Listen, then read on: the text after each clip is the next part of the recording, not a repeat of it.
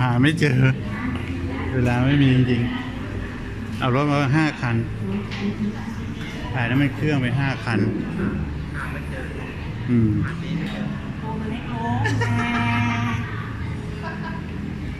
ลุงตาไม่ดีวะว้าวเจอแซวเว้ยแล้วก็คนนั้นก็จะมาเอาซาเล้งก็ไม่มีเวลาให้ก็มานั่งรอก็โทร3ก็ขี่รถอยู่รับสายก็เหนื่อย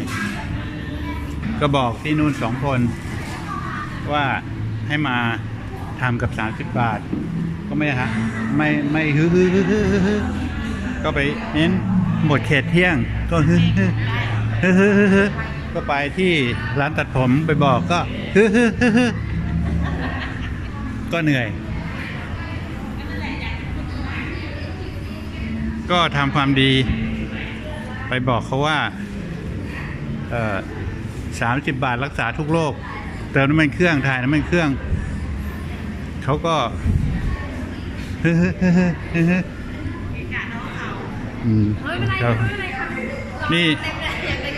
นี่มาบริจาคเลือดทั้งหมดกี่ครั้งแล้วครับเนี่ย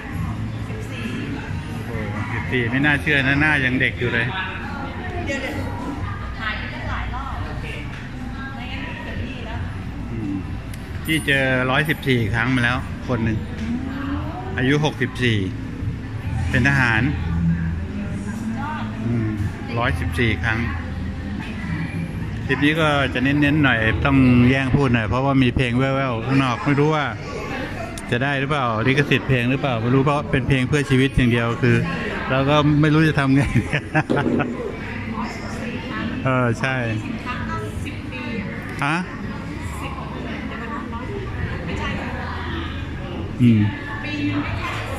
โอ้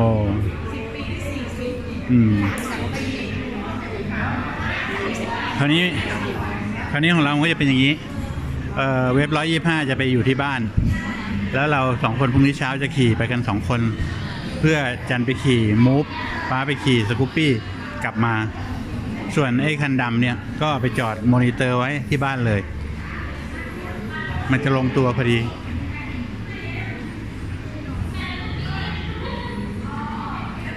สงสัยอะไรไม่มีอะไรน่าสงสัยพรุ่งนี้เช้าไปกินข้าวที่บ้านใหญ่ขี่รถเวฟ125ไปกัน2 คนอีกคนหนึ่งขี่มูฟไปทำงานอีกคนหนึ่งขี่สกูปปี้กลับบ้านส่วนรถคันดำสกูปปี้คันดำก็จะมอนิเตอร์อยู่ที่บ้านเพื่อรอที่จะไปเพชรบุรีราชบุรีสิ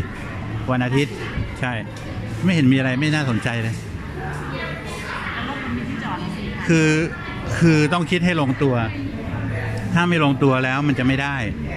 ตอนนี้คิดไว้แล้วถึงได้ทำเพราะว่าวิ่งไปวิ่งกลับมาทั้งหมด8 เที่ยวแล้ว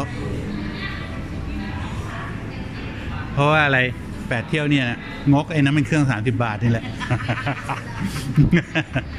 รถเรามีทั้งหมด5 คันใช่ไหม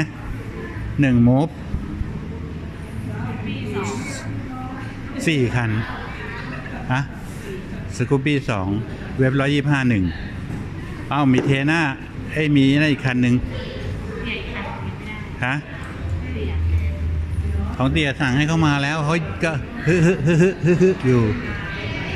คือของเราก็จะไปกลายเป็นไนท์ในร่างแดดเดี๋ยวถ้าไปตัดออกก็จะมาทำแต่เขาหมดเดดไลน์เที่ยง 12 นาฬิกากดไว้เนี่ยนะวันนั้นของป้านั้นไหลโอ้โหเต็ม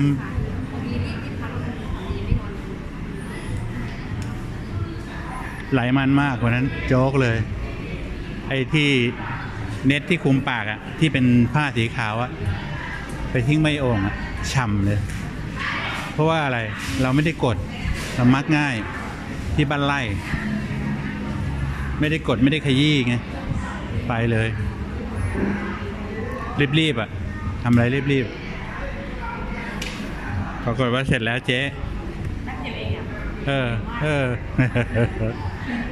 เร็วมาก อืม แสดงว่าเลือดยังดี โอเค มาก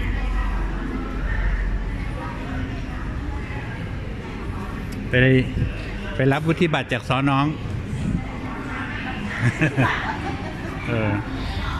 รับ เอาเลือดแลกกระเป๋าเว้ย เลือกแลกกระเป๋าวุฒิบัตรมา